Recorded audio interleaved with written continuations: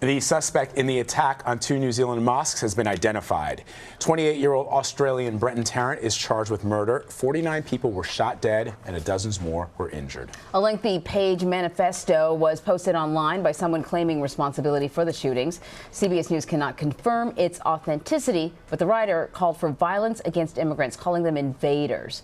So for more on this now, we are joined by Fran Townsend. She's a CBS News senior national security analyst and a former Homeland Security advisor.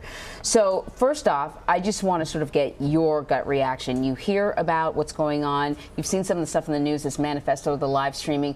What was your sort of first assessment? You know, look, the first thing I thought of is this rise in anti-Semitism, right? We had the tragedy at the Pittsburgh Mosque. We ought to recognize that this sort of sentiment is on the rise around the world.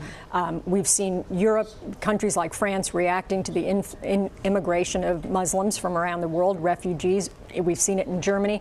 And there's just this rise, which is why in this country, the Department of Homeland Security is doing more and more active shooter drills at places of worship so that people know how to react in this. I mean, it's sad, right? It's a sad comment, yeah. But that's what they have to do. But it really makes sense. You know, Vlad and I were talking to a reporter in New Zealand, and she had said it took 20 minutes or so for law enforcement to get there. And part of the reason, she said, is because they're not used to this. That's right. The last mass shooting in Australia was in 1990, and it paled in comparison to the magnitude of this. Right.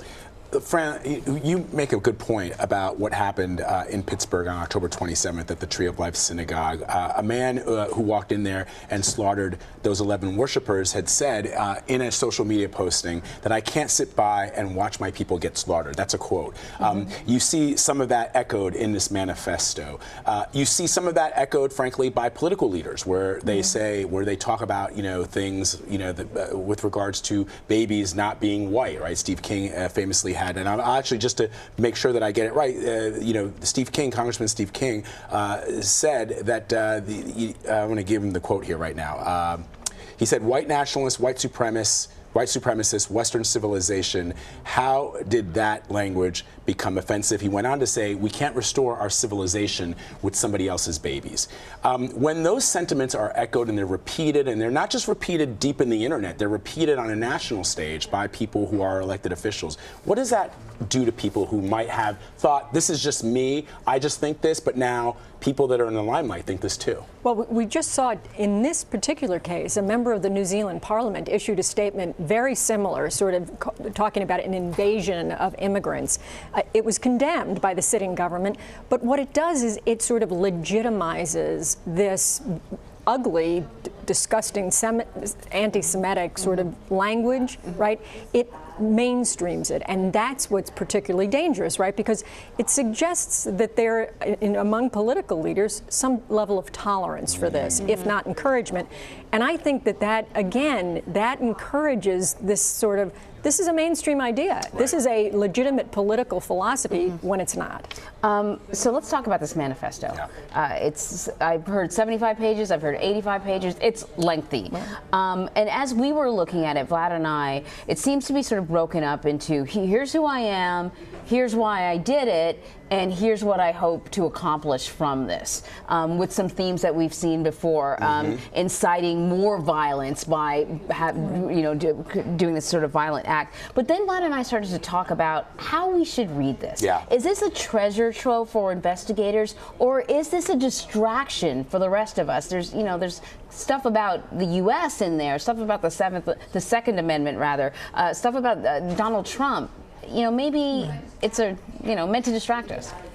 Well, I think it was meant to be catnip, and sort of our initial reaction was to bite, right? Right. I mean, so there's a lot of stuff in there that has nothing to do with New Zealand. I mean, maybe it offends him, but there's no reason for it, right?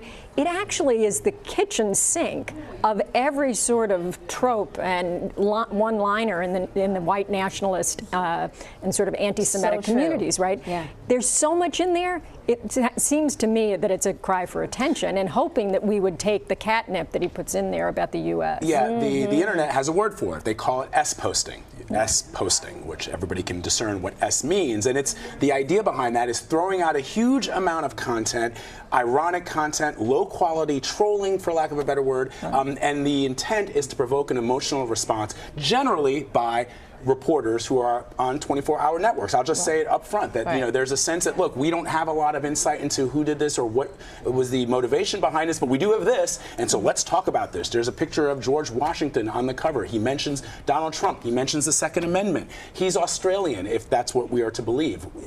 George Washington has absolutely nothing to do with Australia. That's right. The Second Amendment has nothing to do with Australia. If he wants to talk about an immigrant invasion, as a white European in Australia, he's an immigrant to that land. So it just seems to be something that people can chew over and talk about it, but that if you are internet savvy, you're going to see a lot of things here that you recognize as trolling. That's exactly right. I mean, the other thing we ought to talk about is the similarity to Pittsburgh about this notion of posting and saying you're going to do it, right? And giving the hint.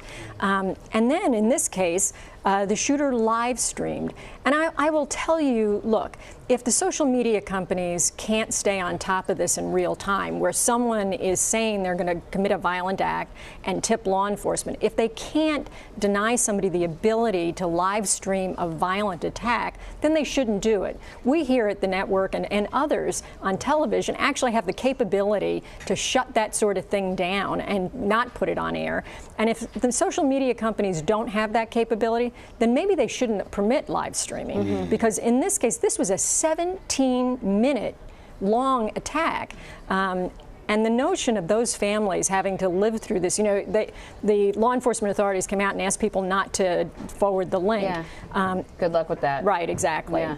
You know, he also expresses in the manifesto, he says that he had, and this is what he claims, that he had some kind of contact with Anders Breivik. Now, you, of course, remember that. That was a horrific shooting that happened. And what I was going to say is that specific manifesto that Mr. Breivik wrote was also reportedly used by the Coast Guard Lieutenant Christopher Hasson as part of what he was attempting to do. I wonder, is there a distinction to be made between Anders Breivik's manifesto and one like this?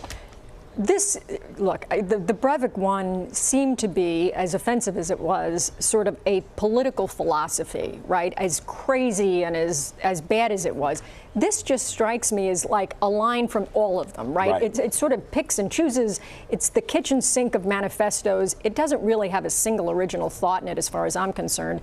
And so I just think this guy strikes me, as awful as the attack was, as sort of a wannabe in this community and looking to sort of attract people by throwing everything in it. That is really fascinating. It's really fascinating. I wonder then, is law enforcement going to be able to even use this manifesto as a way to... But I think even in that, there is information about what motivates him, right? Absolutely. Maybe you know, it's not sincere what he says he wants as an outcome, which is some sort of clash of philosophies. It's almost like a race war or whatever. Maybe that's really not what he wants. Maybe he just wants people to look at him and acknowledge him and say his name over and over. And we should remind our viewers, now that we've been having this entire discussion about that, unlike a lot of these other instances, he is alive and he will be appearing in front of a magistrate. And so hopefully we will learn actually where and how he feels about these things. Absolutely.